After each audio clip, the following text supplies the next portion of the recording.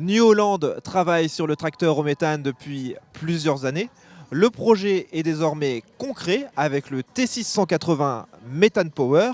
Une vingtaine d'exemplaires est déjà commercialisée en France. Le tracteur a reçu un sommet d'or. Allez, on y va, je vous propose de le découvrir. Bonjour Nicolas. Bonjour, ça va? Alors Nicolas, est-ce que tu peux m'expliquer les grandes différences entre ce T6 et un T6 classique? Alors ce T6, c'est le premier et le seul tracteur aujourd'hui disponible sur le marché ne fonctionnant pas au diesel. Donc chez New Holland, on a fait le choix du biométhane pour alimenter ce tracteur qui permet à la fois un bilan environnemental remarquable, donc au niveau des émissions polluantes, et également la possibilité de produire le carburant du tracteur à la ferme avec de la méthanisation. Alors l'enjeu, c'est d'avoir des réservoirs de gaz sur le tracteur. Il faut les cacher, ils sont disséminés à différents endroits du tracteur, sur le châssis. La spécificité du gaz, oui, c'est de prendre plus de place. On est avec un gaz comprimé, c'est le gaz naturel, le gaz de ville, mais produit par méthanisation, et on le comprime à 200 bars pour avoir un maximum d'autonomie, et donc on remplace des réservoirs en plastique par des bouteilles, un peu comme des bouteilles de plongée. Alors est-ce que tu peux me montrer les modifications qui ont été apportées au moteur? Alors les modifications ont été nombreuses, on va aller voir là, sur le côté du tracteur la partie visible de ces changements.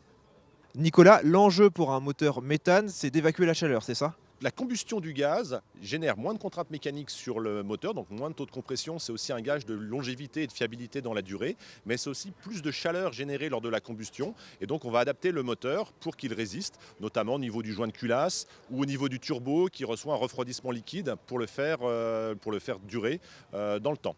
La très bonne nouvelle également sur une motorisation gaz, c'est que la combustion elle est très propre, donc on n'a plus les polluants, oxyde d'azote, particules que l'on doit traiter sur les moteurs diesel aujourd'hui. Et donc on va évacuer toute la dépollution compliquée que l'on connaît aujourd'hui sur nos moteurs phase 5.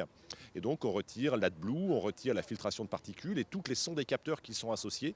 Et donc on a aussi un environnement moteur nettement simplifié, gage de simplicité et de fiabilité dans le temps. Ce tracteur fait 155 chevaux. C'est le seul dans la gamme. Est-ce que ça va se développer plus puissant ou moins puissant? C'est un moteur qui accroche, qui est très plaisant à conduire. C'est pour nous le point de départ, commercialisé en série. On a adapté notre usine en Angleterre pour le produire, pour en produire plusieurs exemplaires par jour.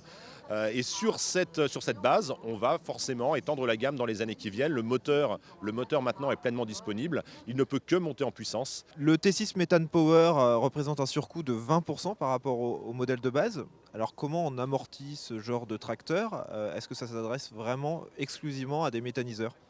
On a tous en tête le risque gaz, le risque d'explosion, et donc l'application de tous les règlements de sécurité des bus et des camions sur le tracteur génère ce surcoût de départ. On va générer des économies à l'usage. Donc on voit chez les agriculteurs méthaniseurs qui produisent leur carburant, le post-carburant est nettement réduit par rapport au GNR, surtout le GNR au prix auquel on le connaît aujourd'hui. Et donc on a ce retour sur investissement qui se fait, plus de consommation d'AdBlue aussi qui rentre dans les avantages. Et puis on voit se développer des schémas de valorisation du carbone. Et le tracteur rentre en même temps qu'on peut avoir du carbone piégé dans le sol et travailler ces pratiques agronomiques pour piéger du carbone dans le sol, ne pas émettre du carbone fossile au niveau du tracteur, c'est aussi un moyen de générer des crédits carbone et demain ajouter des revenus supplémentaires à l'exploitation. Sur ce tracteur équipé de réservoirs à l'avant, l'agriculteur peut espérer combien de temps d'autonomie? Alors l'autonomie avec la configuration, donc avec les bouteilles à l'avant, 460 litres, selon l'intensité des travaux, on va d'un peu plus de 4h30, donc une grosse demi-journée de travail, à 7 à 8 heures sur des travaux plus légers. Et alors dernier point, il y a un truc qui change quand même, faut en parler, c'est le bruit du tracteur. L'échappement est quand même plus libre, donc un bruit différent. On a un bruit différent, alors on a un niveau sonore abaissé, et ça, tous les voisins des parcelles sur lesquelles on a fait nos essais cet été sortent du jardin et nous disent « celui-là, il fait moins de bruit », et ça, c'est un truc qu'ils remarquent sans être du métier. Et puis une nervosité, une sonorité un peu plus sympa, comme on avait sur des moteurs d'ancienne génération, avant qu'on ajoute toute cette dépollution qui étouffe un peu nos moteurs. Eh bien, merci beaucoup Nicolas. Désormais, il faut s'attendre à voir de plus en plus de tracteurs rouler au méthane dans les campagnes. Les agriculteurs vont pouvoir mettre les gaz.